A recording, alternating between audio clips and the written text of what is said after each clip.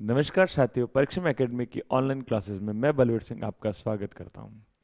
बात हो रही थी हमारी राजस्थान के इतिहास के बारे में, और राजस्थान के संदर्भ में हम लोगों को जो बात करनी है वो बात करनी है मारवाड़ के राठौड़ वंश के बारे में। मारवाड़ के राठौड़ वंश के बारे में बात करें तो सबसे पहले ये जो क्षेत्र है मरुस्थल वाला क्षेत्र, इस मरुभूमि वाले क्षेत्र के अंदर स्थापित हुआ है ये राठौड़ वंश। और राठौड़ वंश के बारे में ऐसा कहा जाता है कि ये राठौड़ वंश किससे संबंधित था, तो ये राठौड़ वंश इस गुर्जर प्रतिहार वंश से संबंधित था। गुर्जर प्रतिहार वंश के बारे में देखा था, इन्होंने जालोर भीनमाल के बाद उज्जैन होते हुए अपने आप को कन्नौज में स्थापित कर लिया था। और कन्नौज के अंदर हम लोगों ने देखा था, जब चौहान वंश के बारे में बात हुई थी तो जयचंद गढ़वाल के बारे में, जो कन्नौज का शासक था। जयचंद गढ़वाल का युद्ध होता है 1194 में मोहम्मद गोरी के साथ में। 1194 में चंदावर का युद्ध, और चंदावर के युद्ध में इन प्रतिहारों की शता कन्नौज से उखड़ जाती है। फिर प्रतिहार अपने आप को फिर से स्थापित करने के लिए, प्रतिस्थापित करने के लिए इधर उधर भटकते हैं। ऐसे में उन्हें ये मारवाड़ का क्षेत्र अपने लिए अनुकूल लगता है। पहले तो ये अपने आप को स्थापित करते हैं पाली में, फिर पाली से ये मंडोर वाले क्षेत्र में आकर अपनी यहां राठौड़ नाम से शाखा स्थापित करते हैं। सबसे पहले पाली में आए, पाली में आने के बाद मंडोर को राजधानी बनाई, और मंडोर को राजधानी बनाने के बाद फिर राव जोधा के द्वारा ये जोधपुर में स्थापित हो गए। और मरुस्थलीय क्षेत्र होने के कारण, मरुभूमि होने के कारण ये पूरा का पूरा क्षेत्र मारवाड़ के नाम से जाना गया। मारवाड़ के साथ ही यही मारवाड़ से राठौड़ों की एक और शाखा स्थापित हो जाती है बीकानेर में, और किशनगढ़ में। किशनगढ़ के जो राठौड़ है वो हमारे लिए ज्यादा महत्वपूर्ण नहीं है, ना उनसे ज्यादा इतना सवाल पूछा जाता है। हमें पढ़ना है बीकानेर के राठौड़ों के बारे में, और बीकानेर के राठौड़ों के साथ साथ में हम लोगों को देखना है मारवाड़ के या जोधपुर के जो राठौड़ है, उन मारवाड़ और जोधपुर के राठौड़ों के बारे में। हम देखते हैं कि जयचंद गढ़वाल 1194 के चंदावर के युद्ध में हार जाता है, और हारने के बाद जब इन गढ़वालों की स्थिति कमजोर हुई तो आकर ये बस गए थे पाली में। पाली में आकर ये बसे, यहीं से इन्होंने अपने शासन की स्थापना की। राठौड़ों के बारे में कहा जाता है, इस राठौड़ शब्द की उत्पत्ति किससे हुई, तो राठौड़ शब्द की उत्पत्ति के बारे में कहा जाता है यह शब्द बना है राष्ट्रकूट से। राष्ट्रकूट का अपभ्रंशित रूप ही राठौड़ है। और राष्ट्रकूट का अर्थ क्या होता है, तो यहां राष्ट्रकूट का अर्थ बताया गया है संपूर्ण राष्ट्र के स्वामी। यहां राष्ट्रकूट का अर्थ क्या बताया जाएगा, तो यहां राष्ट्रकूट का अर्थ बताया गया है राष्ट्र के स्वामी या बड़े क्षेत्र के अधिकारी। बड़े क्षेत्र के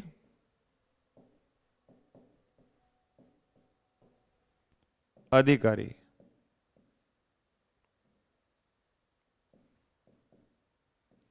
या राष्ट्र के स्वामी। ऐसे ही राष्ट्रकूट से मिलता जुलता एक और शब्द है जिसका नाम है ग्रामकूट, और ग्रामकूट का मतलब होता है ग्राम के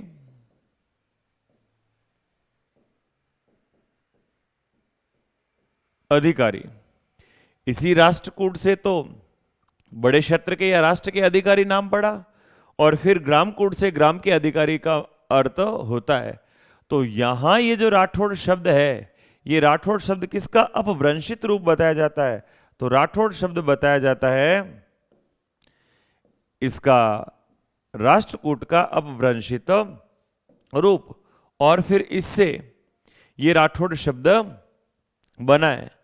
मारवाड़ में इस राठौड़ वंश का जो संस्थापक होगा, वो मारवाड़ में इस राठौड़ वंश का संस्थापक कौन होगा? तो मारवाड़ में राठौड़ वंश का संस्थापक था राव सिंहा। राव सिंहा, ये होगा मारवाड़ के राठौड़ वंश का संस्थापक। मारवाड़ में राठौड़ों की जो शाखा स्थापित की गई है, वो शाखा स्थापित की गई है राव सिंहा के द्वारा, और राव सिंहा के द्वारा फिर यहां से मारवाड़ का राठौड़ वंश प्रारंभ होता है।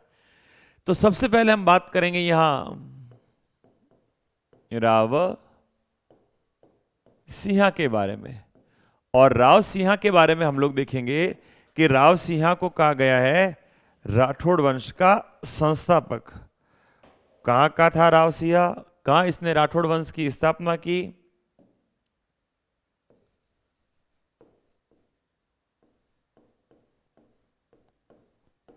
राठौड़ वंश का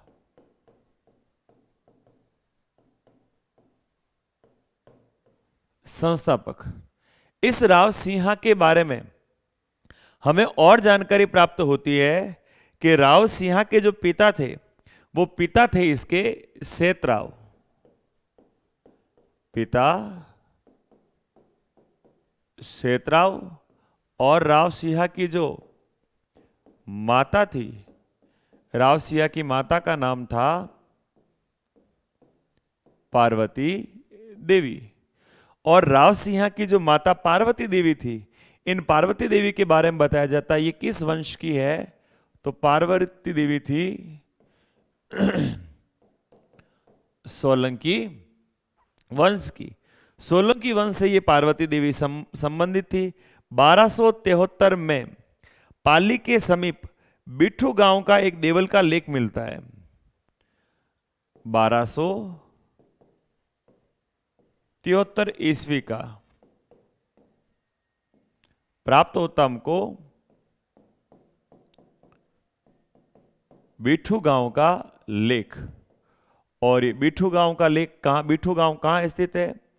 बिठू गांव स्थित है पाली के पास। तो पाली के पास से ये जो बिठू गांव का लेख मिलता है हम लोगों को 1273 ईस्वी का, इस बिठू गांव के लेख में हमको किसकी जानकारी प्राप्त होती है? तो इस बिठू गांव के लेख से हम लोगों को जानकारी प्राप्त होती है राव सिंहा की मृत्यु की। और इस लेख से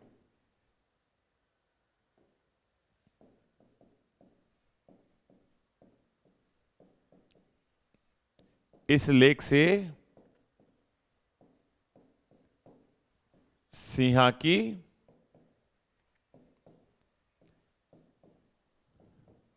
मृत्यु की जानकारी प्राप्त होती है।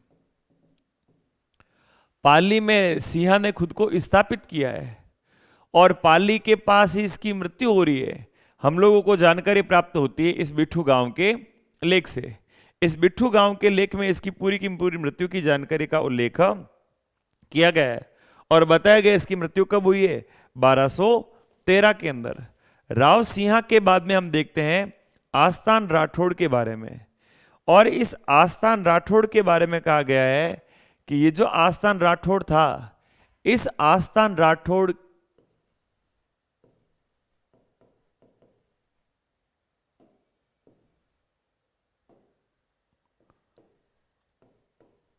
आस्थान राठौड़, और इसके बारे में हम लोगों को जानकारी प्राप्त होती है कि दिल्ली के एक सुल्तान के साथ में लड़ते लड़ते ये वीरगति को प्राप्त हुआ है। दिल्ली का कौन सुल्तान था? दिल्ली का सुल्तान था खिलजी वंश का।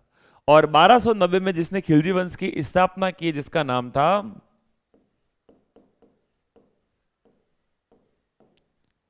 जलालुद्दीन खिलजी। और जलालुद्दीन खिलजी से लड़ता हुआ ये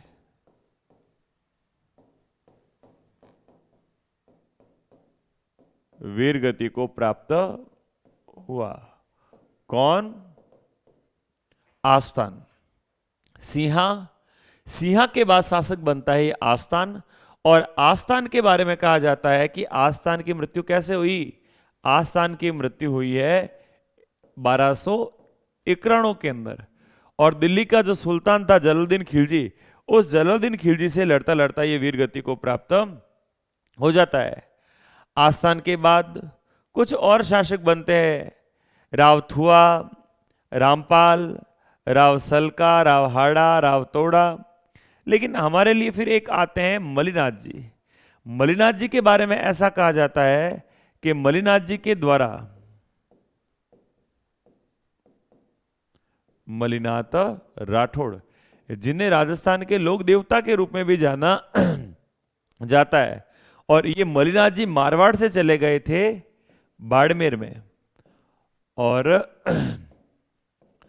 बाड़मेर में राठौड़ राज्य की स्थापना की।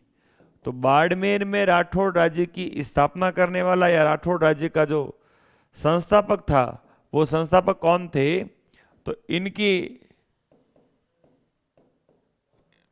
बाड़मेर में राठौड़ों के शासन की स्थापना करने वाले हैं ये मलिनाथ जी। मलिनाथ जी के बाद फिर हम मारवाड़ के राठौड़ों के अंदर देखते हैं राव चुंडा को।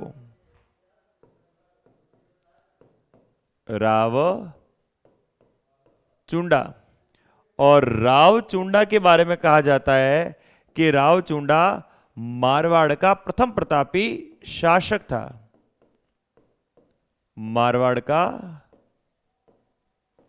प्रथम प्रतापी शासक था। राव चुंडा के समय मेवाड़ और मारवाड़, इन दोनों के बीच में वैवाहिक संबंध स्थापित किए जाते हैं। राव चुंडा की जो पुत्री थी, राव चुंडा की पुत्री के बारे में बताया जाता है। राव चुंडा की पुत्री का नाम था हंसाबाई, और इन हंसाबाई का विवाह कर दिया गया था मेवाड़ के शासक के साथ में। अब राव चुंडा को मारवाड़ मिला किस प्रकार से? तो राव चुंडा को ये जो मारवाड़ या मंडोर वाला जो क्षेत्र था, वो राव चुंडा को ये मंडोर वाला क्षेत्र मिला है दहेज में। किसने दहेज में दिया? तो राव चुंडा को ये दहेज में दिया गया है इंदा मंडोर के द्वारा, और इंदा शासक के द्वारा राव चुंडा को मंडोर दहेज में, और फिर मंडोर से इन राठौड़ों का राज्य प्रारंभ मान लिया जाता है। देखते हैं, बताया गया है कि चुंडा ने जो प्रतिहार थे, उन प्रतिहारों से राजपूतों की इस इंदा शाखा की रक्षा की, और इन इंदा को जब प्रतिहारों से बचाया, तो ऐसे में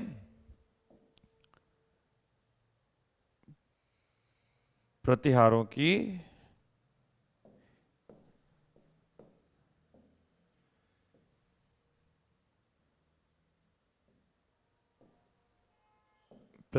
जो इंदा शाखा थी, उस इंदा शाखा के जो शासक थे, उन इंदा शासकों के द्वारा राव चुंडा के साथ में अपनी पुत्री का विवाह संबंध तय कर दिया गया और मंडोर दहेज के अंदर दे दिया गया।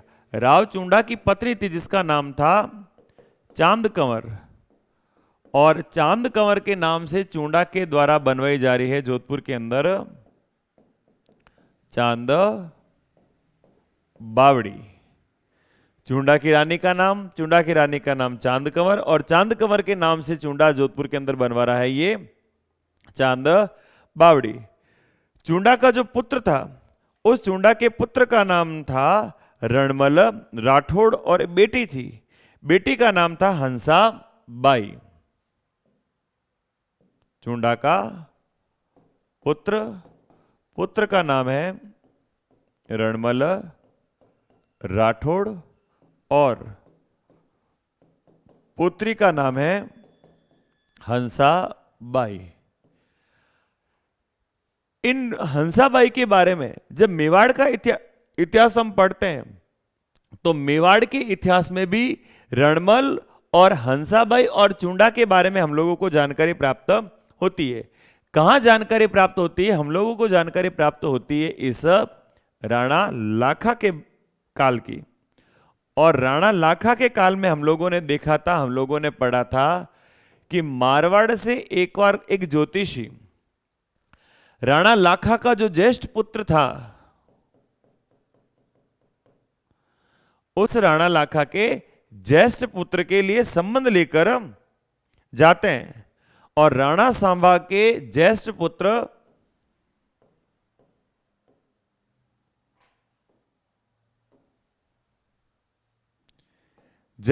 के लिए जब संबंध लेकर गए, तो ऐसे में इस राणा लाखा ने वो संबंध खुद के लिए स्वीकार कर लिया। उसने कहा कि आप मेरे लिए सगाई करने आए हो। तो ऐसे करके पंडित जी का अपमान किया गया, पंडित जी को भेजा गया। तो रणमल ने अपने पिता चुंडा को कहा कि अब तो इस राणा लाखा के साथ में बहन की विवाह किया जाए। तो राणा लाखा के साथ में विवाह करते, हंसाबाई का जब विवाह राणा लाखा के साथ में किया गया था, तो एक शर्त रखी गई थी। और क्या शर्त रखी गई थी? शर्त रखी गई थी कि यहां आपको आपका जो बेटा होगा हंसाबाई से, उसी को अपना उत्तराधिकारी बनाना पड़ेगा। जब इस प्रकार की शर्त रखी तो विवाह तय हुआ। और विवाह के बाद हंसाबाई का जो पुत्र हुआ था, राणा लाखा और हंसाबाई का बेटा, जिसका नाम था राणा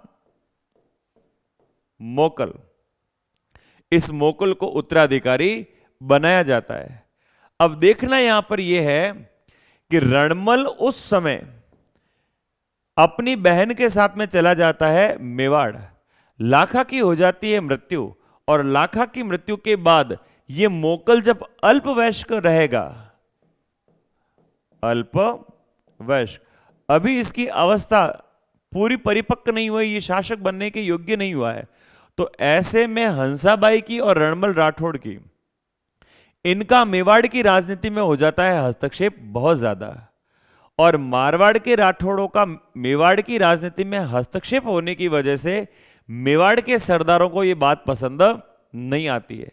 और मेवाड़ के सरदारों को यह बात पसंद ना आने की वजह से इस रणमल राठौड़ को वही मेवाड़ में षड्यंत्र पूर्वक हंसाबाई के साथ में एक दासी आई थी जिसका नाम था भारमली, और भारमली के द्वारा दिलवाया जाता है इसे जहर, और जहर देने के बाद में इसकी मृत्यु हो जाती है। इसे जहर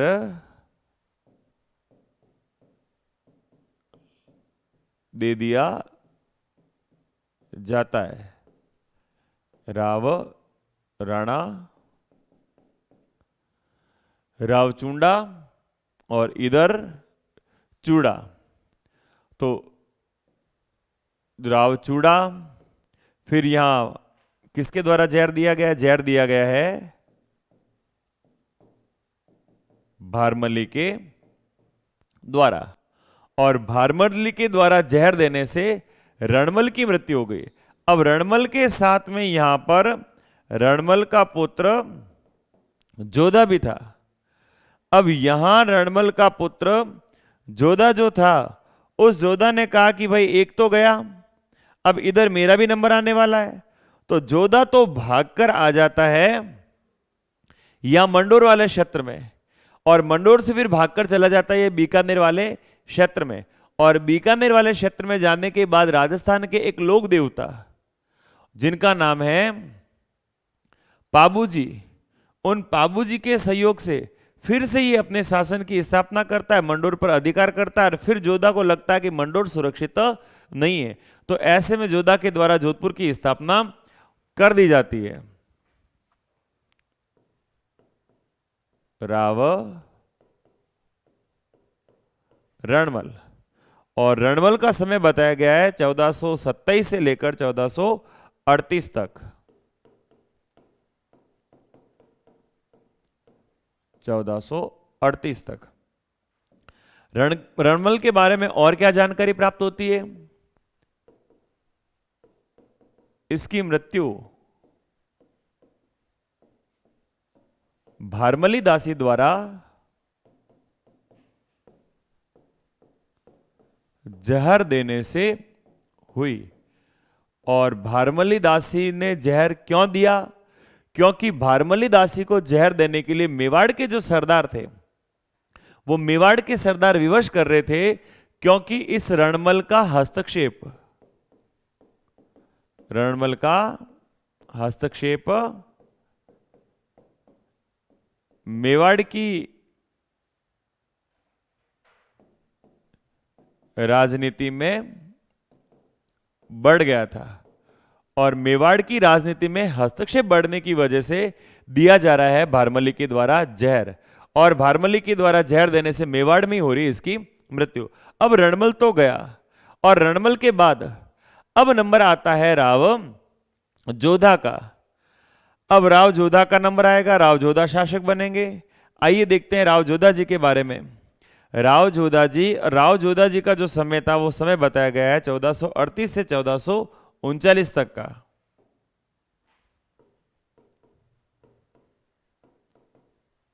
राव जोधा, और राव जोधा का समय बताया गया 1438 से 1439।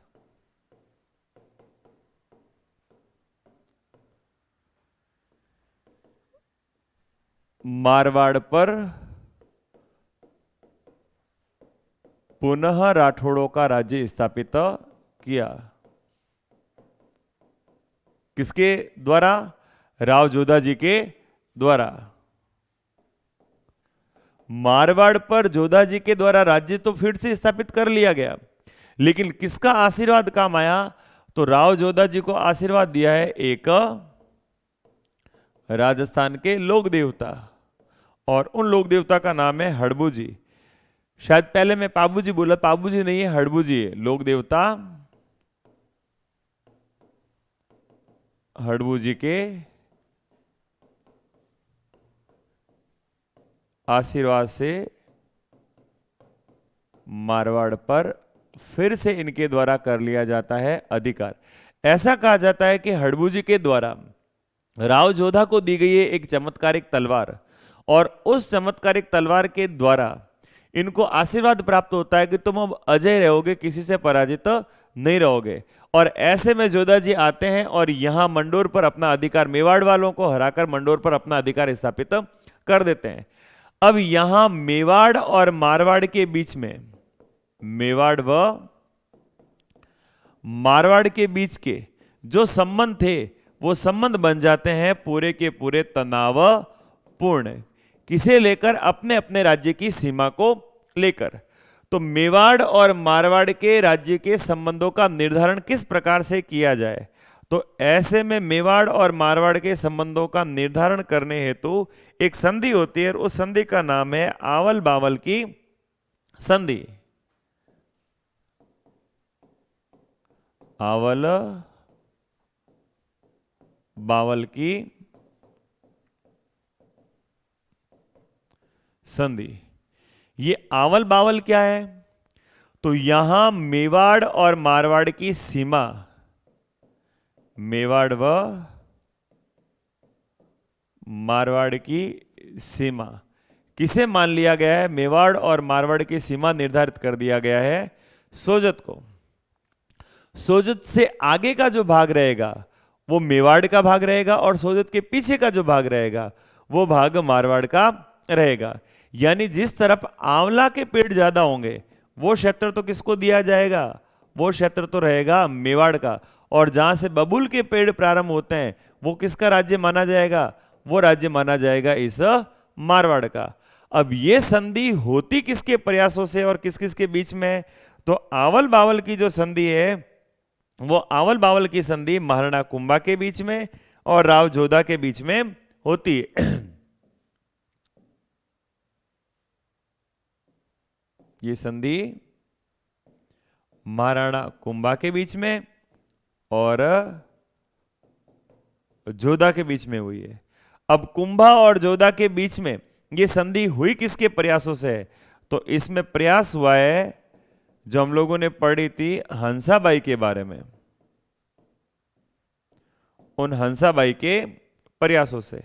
हंसाबाई जोधाबाई की बुआ जी, तो हंसाबाई ने मध्यस्थता की और मध्यस्थता करके इनके बीच में संधि करवाने का कार्य किया था। हंसाबाई ने अपने भतीजे को अपने पोते से समझवाया कि भाई तुम दोनों आपस में क्या करो, इस प्रकार से लड़ो मत। कुंभा मोकल का पुत्र, मोकल हंसाबाई का बेटा, तो हंसाबाई कुंभा के क्या हुई, दादी हुई।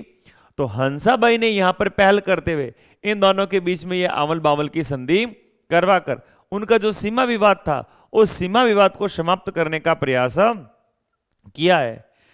राव जोधा के द्वारा स्थापना की जा रही है जोधपुर की, और जोधपुर की स्थापना कब की जाएगी, तो जोधपुर की स्थापना की जाएगी 1459 में। 12 मई 1459 में राव जोधा जी के द्वारा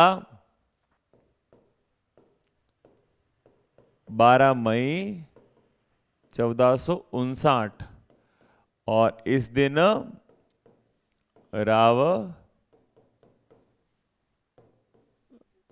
जोधा जी द्वारा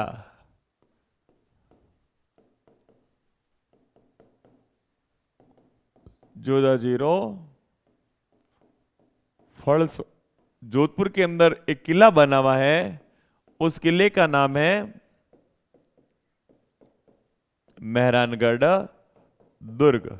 और इस मेहरानगढ़ दुर्ग की जो नींव है, नींव कब रखी गई, 12 मई 1459 को। किस जगह रखी गई, उस जगह को कहा जाता है जोधाजीरो फॉल्सो। और किसके द्वारा रखी गई, राव जोधा जी के द्वारा। लेकिन रखी किसने है, रखवाई जोधा जी ने, लेकिन राव जोधा जी ने राजस्थान की एक लोक देवी, उनका नाम है करणी माता। करणी माता ने नींव रखी, किसकी नींव रखी, मेहरानगढ़ की नींव रखी। मेहरानगढ़ ये जो दुर्ग था, इस दुर्ग को बनवाया जाना था पहले मसूरिया पहाड़ी पर। पहले निर्णय लिया गया था मेहरानगढ़ का दुर्ग कहां बनेगा, मेहरानगढ़ का दुर्ग बनेगा मसूरिया पहाड़ी पर। लेकिन फिर मसूरिया पहाड़ी पर पानी की आपूर्ति की समस्या, कई प्रकार की और अड़चने आई, तो फिर निर्णय लिया गया कि मसूरिया पहाड़ी की जगह अब इस मेहरानगढ़ को कहां बनाया जाए, अब इस मेहरानगढ़ को बनाया जाए चिड़िया टूक पहाड़ी पर।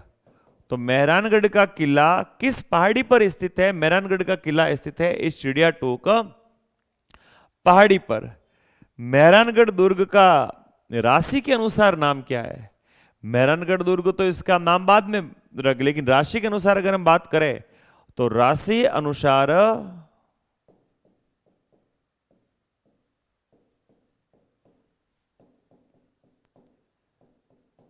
इस दुर्ग का नाम है चिंतामणि दुर्ग। किस नाम जाना जाता है, चिंतामणि दुर्ग के नाम से जाना जाता है। फिर इसे मेहरानगढ़ दुर्ग क्यों कहा गया है, मेहरानगढ़ दुर्ग इसलिए कहा गया है कि एक तो इसकी आकृति मोर के समान है, मयूर के समान है, और दूसरा जब इस किले का मुहूर्त, तो इस किले की नींव रखी गई, तो इस नींव के समय बलि दी गई है। किसकी बलि दी गई है, मेहर नाम का एक राजा राम नाम का मेघवाल था, उस राजा राम नाम के मेघवाल की और मेहर सिंह की, देखो नींव में तो बलि दी गई थी राजा राम मेघवाल की, और मेहरानगढ़ किले के अंदर जो चामुंडा माता का मंदिर है, जब मेहरानगढ़ किला बनकर तैयार हो गया था तो चामुंडा माता के मंदिर के अंदर बलि दी गई थी मेहर सिंह की।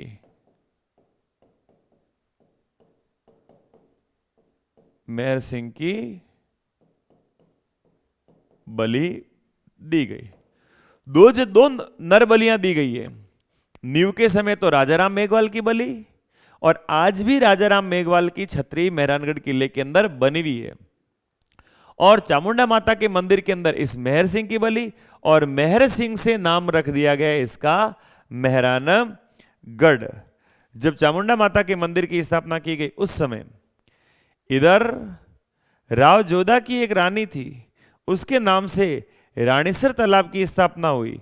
और राव गांगा की जो पत्नी थी जिनका नाम पदम था, उसके नाम से पदमसर तालाब की स्थापना इस मेहरानगढ़ किले के अंदर की गई है। मेहरानगढ़ दुर्ग के पास रानीसर तालाब बना हुआ है। जोधा जी के द्वारा अपनी रानी जसमादे हाड़ी ने करवाया था। और पदमसर तालाब जो है वो राव गांगा की रानी पद्मावती के द्वारा करवाया गया था। पद्मावती कौन थी? पद्मावती राणा सांगा की पुत्री थी, जिसका विवाह गांगा जी के साथ में हुआ था। फिर मारवाड़ के अंदर हम देखते हैं राव सातल के बारे में।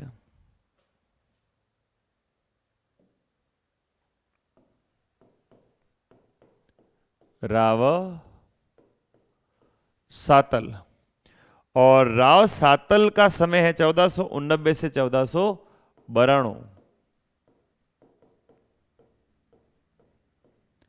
इस राव सातल के समय एक और घटना मिलती है, और जो प्रमुख घटना मिलती है वो घटना क्या मिलती है? मारवाड़ के पास में एक क्षेत्र था जिसका नाम था पीपाड़। और पीपाड़ में होली के बाद जो स्त्रियां या लड़कियां होती है वो लड़कियां जाती थी गणगौर की पूजा करने के लिए। और गणगौर की पूजा करने के लिए जब वो लड़कियां गई तो उस समय अजमेर के अंदर एक शासक आया, मुस्लिम शासक, जिसका नाम था गुड़ला खान। और इस गुड़ला खान ने गणगौर पूजा के लिए जो लड़कियां गई थी उन लड़कियों का कर लिया है अपहरण, और अपहरण करके उन्हें लेकर चला गया है अजमेर में, और अजमेर में ले जाकर उन्हें रख दिया गया था। तो राव सातल के समय ही इस गुड़ला खान को मारकर इन लड़कियों को लाकर उसका सर दिया गया था। और फिर इन लड़कियों ने पूरी रात इस गुड़ला खां का जो सर था उस गुड़ला खां के कटे हुए सिर को पूरे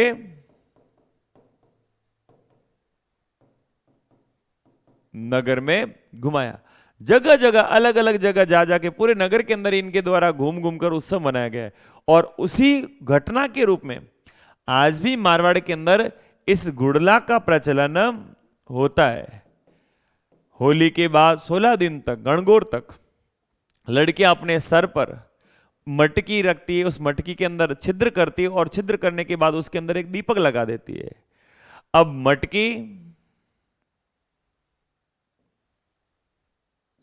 इस मटकी के ऊपर जगह जगह छिद्र किए हुए रहते हैं, और इन छिद्र करने की इस पर बने होते हैं ऐसे खड्डे।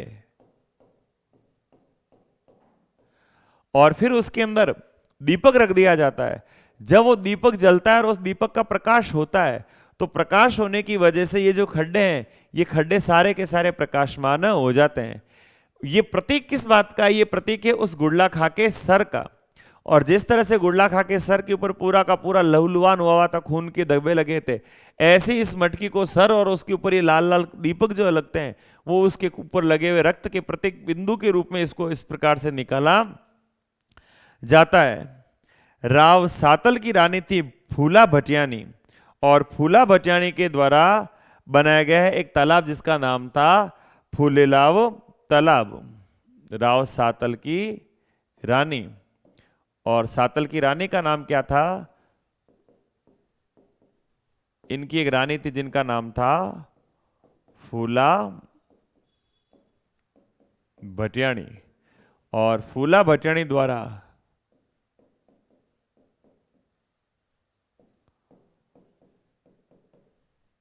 फूलेलाव तालाब का निर्माण किया गया। फूलेलाव तालाब का निर्माण किसके द्वारा किया गया? तो सातल की जो पत्नी थी फूला भटियानी, उस फूला भटियानी के द्वारा इस फूलेलाव तालाब का निर्माण किया गया है। अब सातल के बाद दो और शासक बनते हैं, राव सूजा और राव बागा। राव सूजा और राव बागा। सूजा और बागा के बारे में कोई विशेष जानकारियां प्राप्त होती नहीं। उसके बाद जो शासक बनता है वो शासक बनता है राव गांगा। राव गांगा। राव गांगा के बारे में देखते हैं।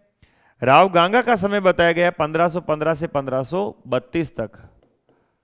1515 से 1532 ईस्वी तक राव गांगा। अब राव गांगा के बारे में मेवाड़ से संबंधित एक जानकारी प्राप्त होती है। आप लोगों ने पढ़ा था 1527 के अंदर एक युद्ध हुआ जिसका नाम था खानवा का युद्ध। और इस खानवा के युद्ध में प्रमुख रूप से कौन कौन सी शक्तियां लड़ रही थी? तो एक तरफ तो था राणा सांगा और दूसरी तरफ था ये मुगल शासक बाबर। राणा सांगा ने संपूर्ण राजस्थान के जो राजपूत शासक थे उन संपूर्ण राजपूताना के राजपूत शासकों को इकट्ठा किया है और संपूर्ण राजपूताना के इन राजपूत शासकों को इकट्ठा करके राणा सांगा बाबर से युद्ध करने के लिए आया है। और अंतिम बार कहा जाता है कि अगर कोई राजा जो संपूर्ण राजपूतों को एक छत्र के नीचे लेकर आने वाला था तो वो कौन था? राणा सांगा था। और राणा सांगा के बाद फिर कभी भी राजपूत इस प्रकार से किसी बार वाले आक्रमणकारी से लड़ने के लिए इकट्ठे नहीं हुए। तो राणा सांगा की सहायता करने के लिए जिस समय खानवा का युद्ध हुआ उस समय इस राव गांगा ने भी भेजी है अपनी सेना। किसकी सहायता हेतु? राणा सांगा की सहायता हेतु सेना भेजी। और किसे भेजा है सेना देकर? अपने पुत्र मालदेव को। मालदेव को भेजा है सेना देकर। तो आया कौन है? आया तो है मालदेव। और उस समय शासक कौन है? खानवा के युद्ध के समय शासक है ये राव गांगा। राव गांगा के बारे में कहा जाता है कि राव गांगा सूजा के पुत्र थे और बागा जी के पुत्र थे। इनके पिता का नाम तो क्या था? पिता का नाम तो था राव बागा और दादा जो थे उन दादा का नाम था राव सूजा।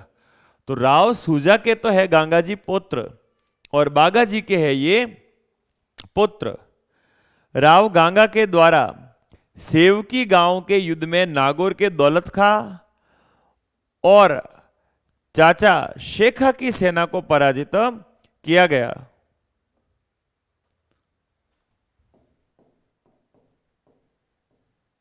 सेवकी गांव का युद्ध। और सेवकी गांव के युद्ध में एक तरफ तो है ये राव गांगा और गांगा के विरोध में सेवकी गांव कहां है? नागौर में। तो एक तरफ है ये दौलत खां और दौलत खां कहां का था? दौलत खां था नागौर का। और दौलत खां का साथ किसके द्वारा दिया जाता है? दौलत खां का साथ देता है ये राव शेखा जो इसकी क्या लगता है? गांगा के, जो इस गांगा के लगता है चाचा। बागा जी का पुत्र था। बागा जी के मरने के बाद राव गांगा का मन हुआ है शासक बनने का, लेकिन शासक बन जाता है बागा जी के मरने के बाद शेखा का मन हुआ है शासक बनने का। तो बागा जी के मरने के बाद जब शेखा जी राजा बनना चाहते हैं, लेकिन राजा तो कौन बन जाता है? राव गांगा। तो ऐसे में शेखा जाकर मिल जाता है नागौर के दौलत खां से और दौलत खां के साथ मिलकर ये करता है आक्रमण अपने भतीजे राव गांगा के ऊपर और गांगा को चाहता है हटाकर खुद राजा बनना। लेकिन गांगा इन दोनों की सेना को पराजित करके खुद वापस यहां पर शासक बना रहता है। ये इसमें युद्ध में जीत जाता है। दौलत खां का हाथी था जिसका नाम था दरिया जोश और इस युद्ध में दौलत खां का हाथी दरिया जोश भागकर चला जाता है मेड़ता के वीरमदेव के पास में। गांगा का साथ देने के लिए वीरमदेव भी आया है और इधर दौलत खां का हाथी जिसका नाम था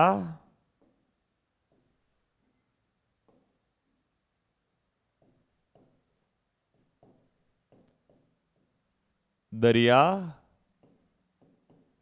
जोश, और ये दरिया जोश हाथी था वो उस युद्ध में भागकर मेड़ता के वीरमदेव मेड़तिया के पास में, वीरमदेव कहां का है ये, मेड़ता का, इस वीरमदेव के पास आ जाता है और वीरमदेव उस हाथी को अपने पास में रख लेता है। फिर गांगा का पुत्र जो मालदेव होगा वो मालदेव इस हाथी को वीरमदेव से वापस अपने पास में मंगवा लेता है। गांगा की रानी पद्मावती और पद्मावती के द्वारा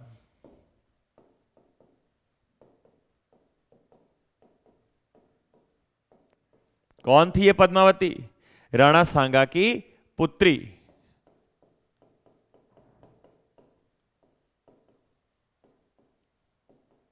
सांगा की पुत्री थी। तो राणा सांगा की पुत्री पद्मावती और पद्मावती के द्वारा एक तालाब का निर्माण करवाया गया जिसका नाम है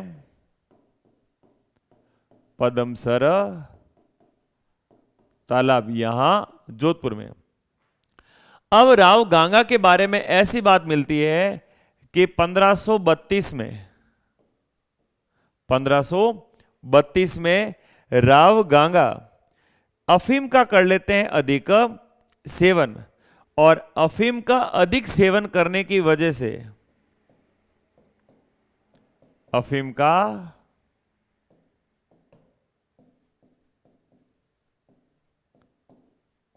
अधिक सेवन करने की वजह से हो जाती है इनकी मृत्यु। अफीम का अधिक सेवन करने से मृत्यु किस प्रकार से हुई है, तो ऐसा कहा है कि ये खिड़की से नशे की हालत में गिर गए और नशे की हालत में खिड़की से गिर गए और गिरने की वजह से होश रहा नहीं।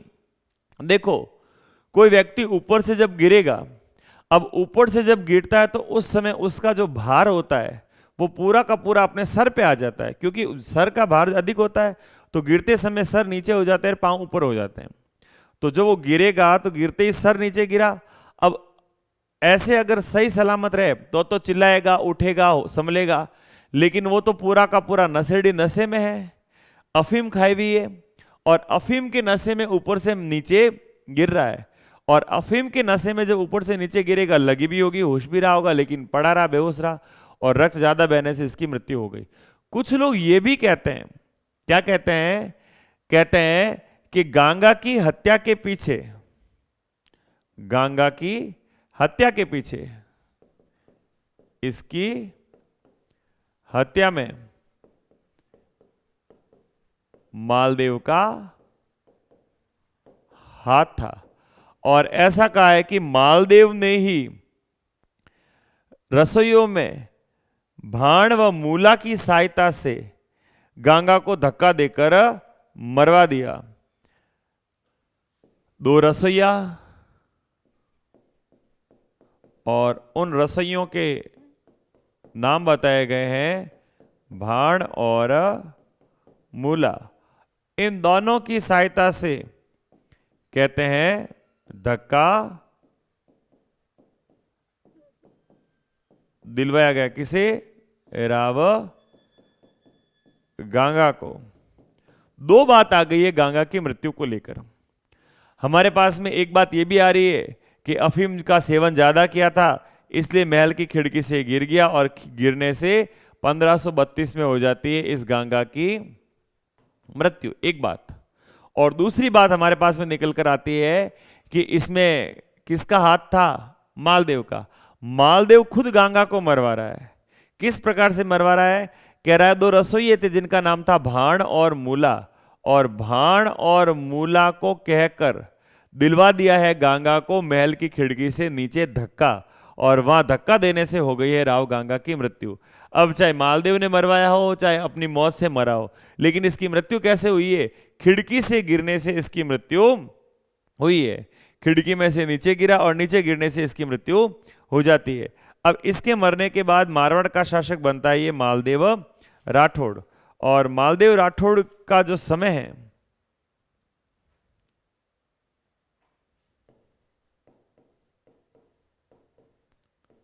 मालदेव राठौड़, और मालदेव राठौड़ का समय हम लोगों को मिलता है 1532 से 1562।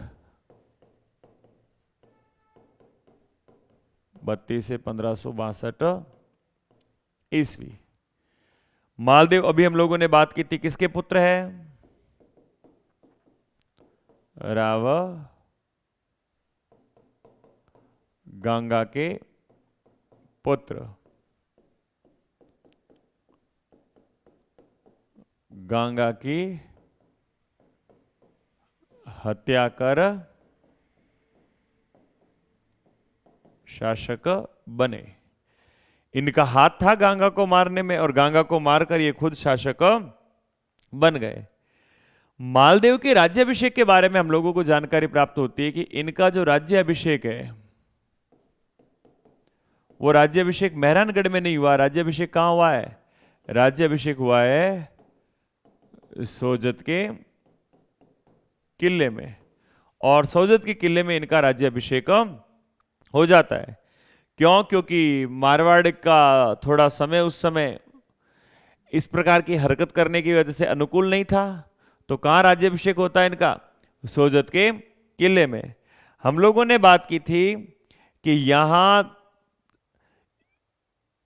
जो नागौर का शासक था दौलत खां, और दौलत खां का घोड़ा था दरिया जोश। वो दरिया जोश चला जाता है मेड़ता के वीरम के पास में, और उस दरिया जोश घोड़े को मंगवा लेता है ये मालदेव वापस।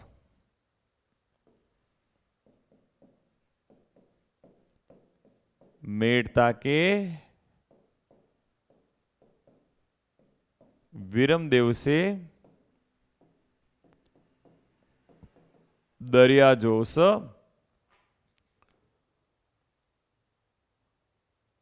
हाथी जो था वो दरिया जोश हाथी वापस मंगवाता है। सिवगी का युद्ध पड़ा था गंगा के बीच में, दौलत खां के बीच में और राव शेखा के बीच में। और दरिया जोश जो हाथी था वो किस युद्ध में इसके पास में गया था? वो गया था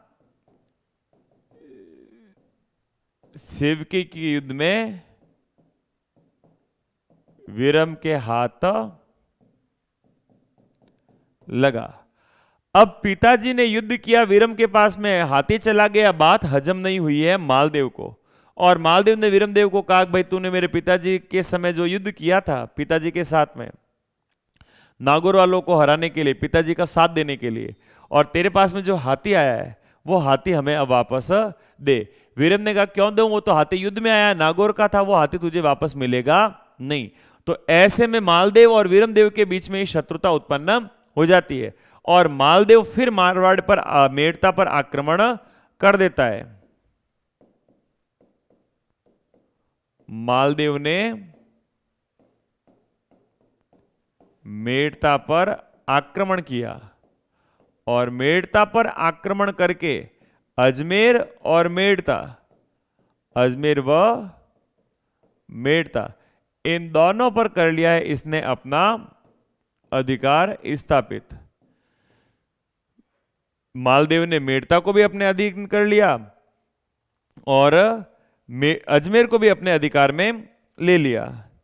शेरशाह सूरी और मालदेव के बीच में युद्ध हो रहा है जिसका नाम है सुमेर का युद्ध।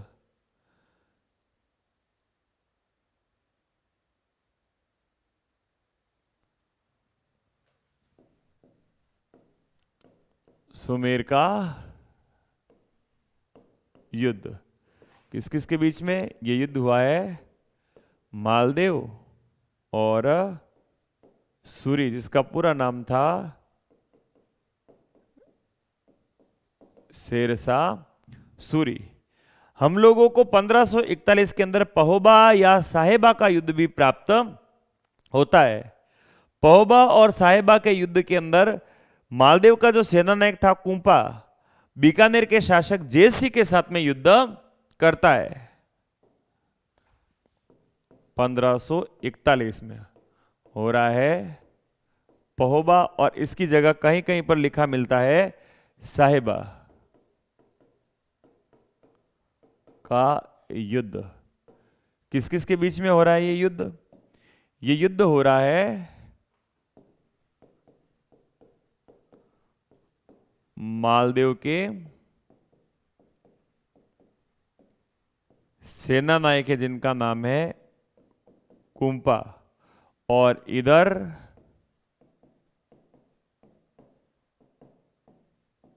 बीकानेर के शासक। और बीकानेर का शासक कौन है? तो बीकानेर का शासक है राव जयसिंह। राव जयसिंह, इसकी तो होती है जीत और राव जयसिंह की हो जाती है हार। राव जयसिंह हार गया। अब इधर कुंपा जीत गया, कुंपा से बड़ा प्रभावित हुआ है, और कुंपा से प्रभावित होकर मालदेव ने कुंपा को सौंप दी है डीडवाना की जागीर। डीडवाना की जागीर प्रदान।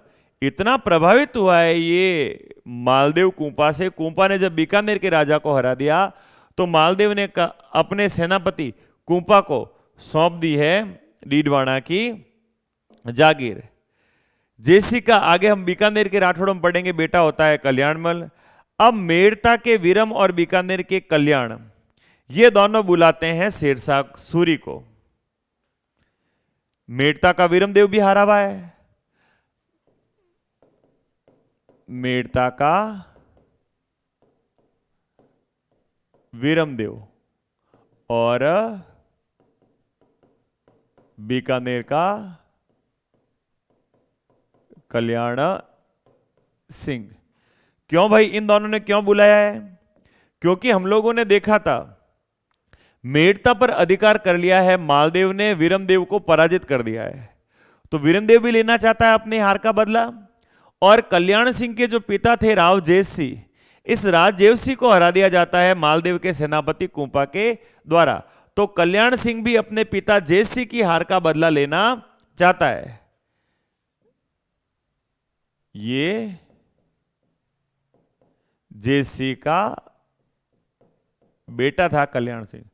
तो अब वीरमदेव और कल्याण सिंह दोनों बुलाते हैं शेरशाह सूरी को मारवाड़ पर आक्रमण के लिए बुलाते हैं।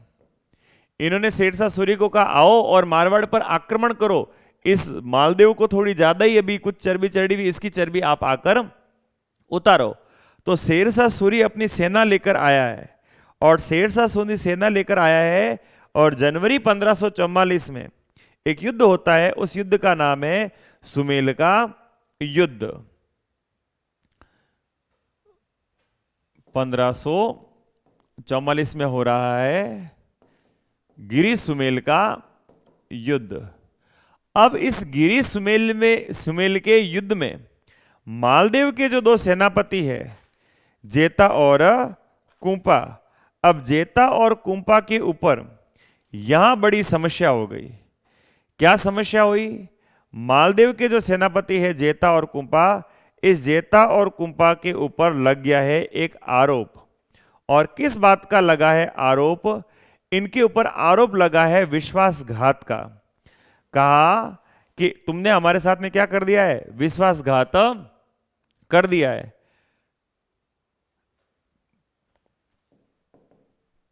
पांच जनवरी 1544 गिरी सुमेल का युद्ध, या इसे कहा जाता है जेतारण का युद्ध। अब 5 जनवरी 1544 में जो गिरी सुमेल का युद्ध हुआ है या जेतारण का युद्ध हुआ है, उसमें एक तरफ तो मालदेव और दूसरी तरफ खड़ा है ये शेरशाह सूरी। शेरशाह सूरी के साथ में कौन है? बीरमदेव और कल्याण सिंह। और मालदेव के साथ दो सेनापति जिनका नाम है जेता और कुंपा। अब जेता और कुंपा मालदेव के बड़े विश्वसनीय सेनापति। और इधर अब शेरशाह सूरी चलता है एक चाल, और शेरशाह सूरी ने 1,000 रुपए की सहायता कुंपा के लिए भिजवाई और 1,000 रुपए की सहायता इस जेता के लिए भिजवाई। कुंपा को तो कहा तुम जाओ सिरोही और सिरोही से खरीद लो तलवार, और जेता को कहता है कि तुम अपने सैनिकों के लिए, जनवरी का महीना था, सर्दियों का मौसम था, तो कहा तुम अपने सैनिकों के लिए ले लेना कंबल। लेकिन जेता और कुंपा दोनों ही शेरशाह सूरी के द्वारा जो सहायता भिजवाई गई थी उस सहायता को वापस लौटा देते हैं। ये दोनों कहते हैं हमें तेरी सहायता की आवश्यकता नहीं है। लेकिन यहां मालदेव को ऐसा किसी के द्वारा बहका दिया गया है कि तेरे दोनों सेनापति शेरशाह सूरी के हाथों में बिक गए हैं और ये अब इस युद्ध के अंदर तेरा साथ छोड़ देंगे और जाकर शेरशाह सूरी के साथ में मिल जाएंगे। दो तो पहले मिले हुए हैं, बीरमदेव और कल्याणमल, और तेरे दो भी अब तेरे हाथ से गए। तो ऐसे में मालदेव चला जाता है यहां से सिवाना, और सिवाना में जाकर मालदेव बैठ गया। मालदेव जेता और कुंपा को कहता हम तेरे साथ में नहीं लड़ेंगे। अब जेता कुंपा ने खूब समझाया मालदेव को, आपको गलतफहमी हुई है, हम आपके साथ में हैं, ये शेरशाह सूरी की चाल है। लेकिन मालदेव कूटनीति का थोड़ा कच्चा था, इसको कूटनीति की इतनी जानकारी नहीं थी, और ये चला जाता है सिवाना। लेकिन जेता और कुंपा अपनी विश्वसनीयता का प्रदर्शन करते हुए, अपनी यहां पर लगे हुए कलंक को धोने के लिए अकेले ही इस शेरशाह सूरी के साथ में युद्ध करने के लिए जाते हैं। और जेता और कुंपा शेरशाह सूरी के साथ लड़ते लड़ते वीर गति को प्राप्त हो जाते हैं। अब जेता और कुंपा लड़ते लड़ते दोनों ही वीर गति को प्राप्त हुए, और फिर जब मालदेव को पता चला अरे मुझसे बड़ी गलती हो गई, लेकिन अब होना क्या था, ये दोनों वीर गति को प्राप्त हो जाते हैं। किसके साथ लड़ते हुए? शेरशाह सूरी के साथ में। अब शेरशाह सूरी यहां कह रहा है कि मैं एक मुट्ठी भर बाजरे के लिए, इस युद्ध के बाद शेरशाह सूरी ने क्या कहा है? इसने कहा कि मैं एक मुट्ठी भर बाजरे के लिए हिंदुस्तान की बादशाहत खो बैठता। राजस्थान मरुभूमि यहां से होता क्या था? केवल बाजरे ही होता था, और ज्यादा कोई दूसरी फसल की इतनी पैदावार थी नहीं। और कहता अगर मैं यहां हार जाता तो मेरे हाथ से पूरा का पूरा जो क्षेत्र था भारत का, दिल्ली वाला क्षेत्र, वो पूरा का पूरा क्षेत्र निकल जाता। केवल यहां इस जोधपुर के चक्कर में क्यों जेता और कुंपा इतने पराक्रम से लड़े हैं कि शेरशाह सूरी हारते हारते बचा। हार होनी वाली थी, लेकिन हारते हारते इसकी जीत हो जाती है। अब ये जो शेरशाह सूरी के द्वारा एक मुट्ठी भर बाजरे के लिए हिंदुस्तान की बादशाहत खो बैठता, ये जो बात हम लोगों को प्राप्त होती है, ये बात होती कहां से प्राप्त है? तो अब्बास का सरवानी का ग्रंथ है जिसका नाम है तारीख-ए-शेरशाही। ये जानकारी कहां से प्राप्त होती है? तो ये जानकारी प्राप्त होती है अब्बास का सरवानी का एक ग्रंथ जिसका नाम है तारीख-ए-शेरशाही। और तारीख-ए-शेरशाही में लिखा है, क्या लिखा है? शेरशाह सूरी कह रहा है कि मैं एक मुट्ठी भर बाजरे के लिए हिंदुस्तान की बादशाहत खो बैठता। इधर मालदेव की एक रानी थी जिसका नाम था उमादे। उस रानी के बारे में भी बड़ी प्रसिद्ध बात रही है। मालदेव की रानी जिसका नाम था उमादे। उमादे कौन थी? उस उमादे के बारे में कहा गया है कि उमादे थी जैसलमेर के जो शासक थे लूणकर्ण।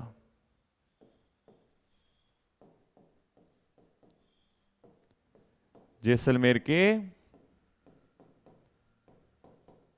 लूणकरण की पुत्री है।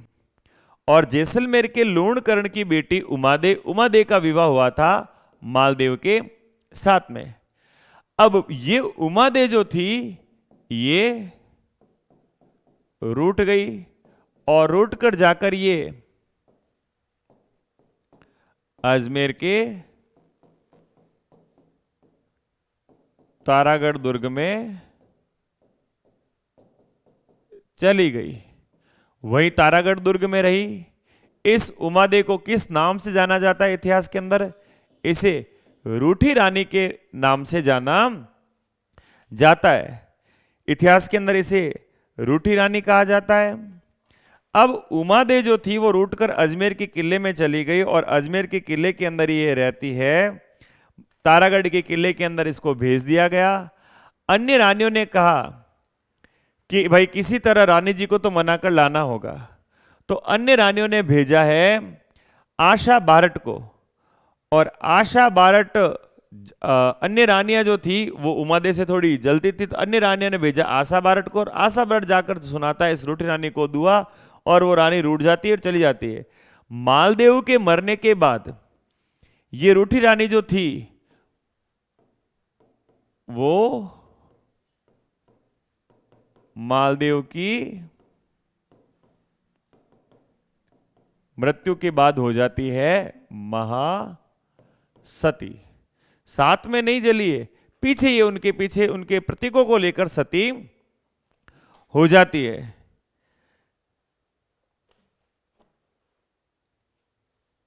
मालदेव की रानी उमर। इधर मालदेव को क्या कहा जाता है? मालदेव को एक नाम दिया गया है अब्दुल फजल के द्वारा, और अब्दुल फजल ने मालदेव को कहा है हशमत वाला शासक। हशमत वाला शासक, इसका मतलब क्या होता है? इसका मतलब होता है हट्टा कट्टा शासक। मालदेव के द्वारा कुछ निर्माण कार्य भी करवाया गया है। और क्या निर्माण कार्य करवाया गया है? मालदेव के द्वारा मेहरानगढ़ दुर्ग के चारों ओर परकोटा बनवाया गया एक, और फिर दूसरा इसके द्वारा बनवाया गया एक गेट जिसका नाम है शिवांची गेट। इस शिवांची गेट या शिवांची दरवाजे का इसके द्वारा निर्माण करवाया गया। ये तो था मालदेव राठौड़ तक का इतिहास मारवाड़ का। मालदेव राठौड़ के बाद मारवाड़ के जो और शासक बसते हैं उनके बारे में चर्चा करेंगे हम अपनी अगली क्लास के अंदर। तब तक के लिए धन्यवाद।